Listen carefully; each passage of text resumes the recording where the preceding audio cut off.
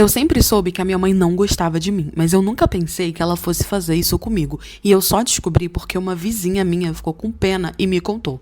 A minha mãe, ela nunca quis ser mãe, nunca, só que era o sonho do meu pai ser pai. E aí, ela gostava muito do meu pai, né? E eles começaram a namorar e ele deixou bem claro que ele queria ter pelo menos um filho. Mesmo ela falando que não, ele resolveu terminar o relacionamento, falando que entendia, né, o fato dela não querer ser mãe, mas que ele queria ser pai. E que se não fosse possível com ela, ele gostaria de construir uma família com outra pessoa.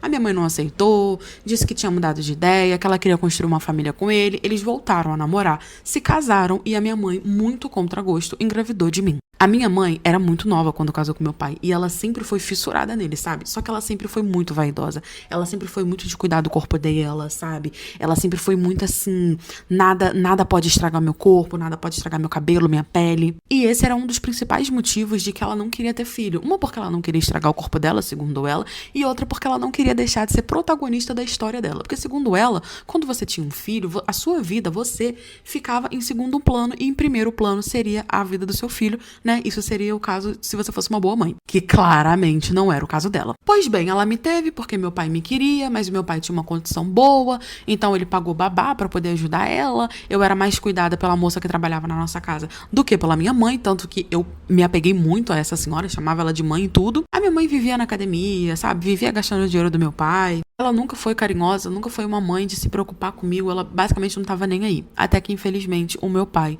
veio a falecer. E quando meu pai faleceu, as coisas pioraram muito dentro de casa, a gente começou a passar necessidade, sabe? Ela teve que dispensar a moça que trabalhava lá em casa, que inclusive eu tenho um contato até hoje, que pra mim é como uma mãe. E ela teve que procurar um emprego muito contra gosto. As coisas ficaram realmente difíceis, então a gente teve que se mudar para uma cidade bem pequena, que era uma cidade onde os pais da minha mãe moravam, meus avós no caso, para que eles pudessem ajudar também. A minha mãe arrumou um emprego, ela ganhava até que razoavelmente bem, só que ela não ligava para mim e ela me dava o mínimo. Eu já tava com 17 anos, então eu comecei a procurar um emprego para eu poder sair de casa. Até que um belo dia, uma vizinha me gritou lá na porta de casa e pediu para falar comigo.